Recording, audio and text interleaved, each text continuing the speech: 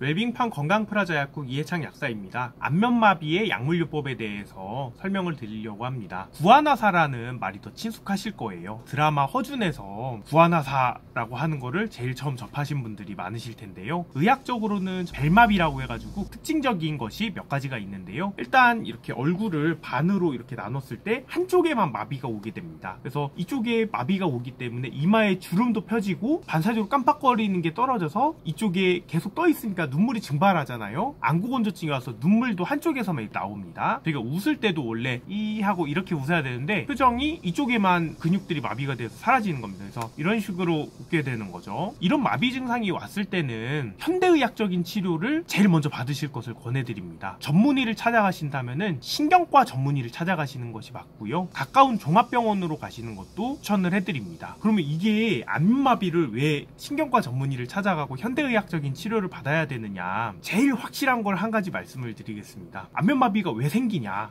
신경에 염증이 생겨서 그렇다. 신경에 염증이 생겨서 신경이 이렇게 선이거든요. 전선처럼 이렇게 돼 있는데 신경에 염증이 생기면 신경이 붓습니다. 그럼 신경관에 끼어가지고 두꺼비집이 내려가가지고 신경이 기능이 다 확 떨어져 버리는 거죠. 그럼 신경에 염증이 생겨서 안면마비가 오는구나. 그러면은 신경에 염증은 왜 생기는데 했을 때 많은 경우에서 바이러스가 활동을 해서 신경에 염증이 생기더라. 이런 게 좀 통계적으로 확립이 돼 있는 부분이 있습니다. 그래서 안면마비가 발생했을 때 쓰는 약물요법은 크게 두 가지입니다. 스테로이드 요법을 실시를 해서 신경의 염증을 최대한 빨리 가라앉혀주고 원인이 되는 바이러스를 이렇게 제거하는 요법을 통해서 신경에 후유증을 남지 않도록 하는 것이 안면마비의 약물요법의 핵심입니다. 근데 신경에 염증이 오랫동안 지속이 되거나 심하게 되면은 마비나 기능이 떨어지는 게 지속적으로 남게 돼요. 그러니까 이게 입이 돌아간 게 안 돌아오는 거죠. 그렇기 때문에 안면마비가 발생을 하면은 얼마나 신속하게 그리고 성실하게 스테로이드 요법을 실시를 했느냐에 따라서 안면마비가 회복이 되냐 안 되냐가 이게 갈림길에 서게 됩니다. 근데 안타까운 부분은 많은 분들이